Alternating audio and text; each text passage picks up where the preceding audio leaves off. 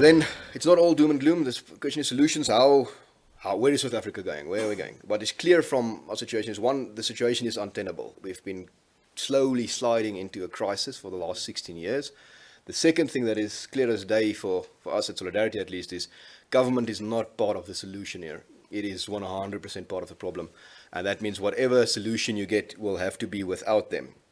So we looked at international examples for how do you get out of a situation like this. And ironically enough, the only other country that came into a similar situation as us is the one true communist country left in the world, which is Vietnam. Vietnam also started in about 2007, 2008, getting massive amounts of rolling blackouts.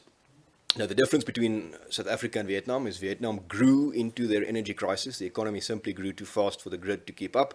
We shrank into ours. Our generation capacity declined to such an extent that we can't meet the demands anymore.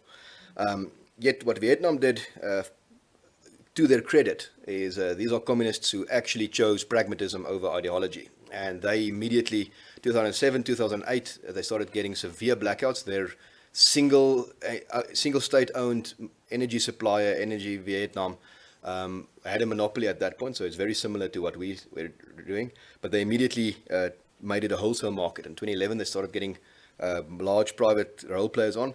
But then the ace up their sleeves that they finally figured out when they didn't quite work is they announced a generous feedin tariff in 2017 and then once again in 2019. Now, a feedin tariff from their perspective is quite simple. It's specifically aimed at rooftop solar. And what they would then do is they would say, we will buy whatever power you can generate from your roof onto the grid for the next 5 years or the next 20 years at a very generous price, which makes it worth it for you to actually do the investment. And doing that, they succeeded far beyond what we could ever imagine. The one caveat would be you need to be online within a year. So the feed-in tariff was announced in 2017 and you had 1 year to get the panels on your roof, and then you would qualify and your panels would basically pay for themselves. Ultimately, this succeeded dramatically. This is the stuff of dreams. South Africa can only dream of getting these problems. Is they added 4,500 megawatts of rooftop solar in 1 year in 2017. Then they reopened the program in 2019 with, once again, from December 2019 till December 2020, with the same caveat saying you need to be online, and this one was specifically focused on residential rooftop solar. And then they added 9,296 megawatt, 100,000 rooftop solar projects, of which 6,000 megawatt of generating capacity was added in 1 month in December, just before it closed. Which means Vietnam is now suddenly the leader in the world in terms of renewable energy.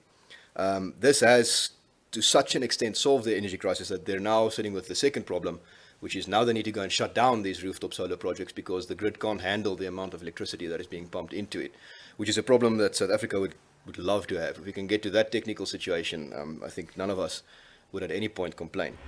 When we're going to the private commercial space, and this is the part that does, however, it's the more positive aspect, is there are a lot of very dark clouds, literally, in Johannesburg today, but as well regarding electricity and the economy in South Africa. But we should not be so focused on the dark clouds that we miss the green shoots happening. The fact of the matter is Minister Mantashe basically let the horse go. The horse has bolted in 2018 at the mining in Durban when he told mines, you can come to South Africa, do not worry about power, build your own power station. We will get the regulations changed to accommodate this. And the impact of that was that business just basically started building private generation and they stopped caring. Now the ANC government has desperately tried to rein this horse back in and to try and get it once again to feed at the trough and to be able to milk it, if you can stretch the metaphor that far.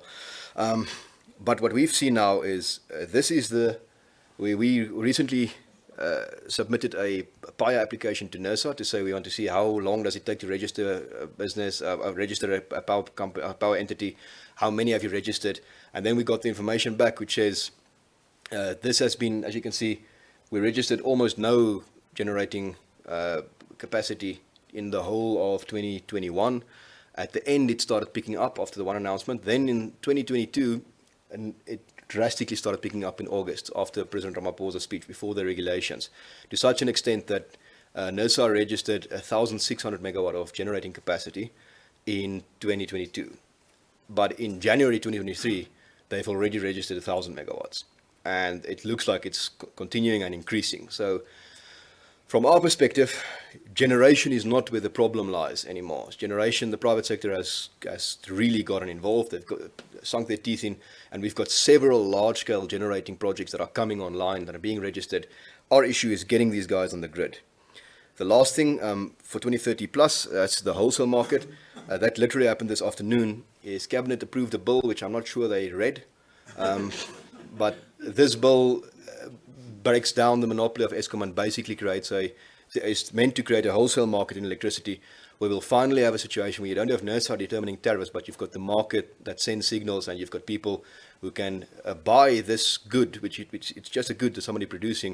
You can buy this good at the price that they deem necessary. As with any other, if you've got fiber internet, cell phone, any other good like this is coming. So there is positive news. It is opening up in spite of government, for the simple reason electricity is such a critical part. You can't keep a good man down in this situation.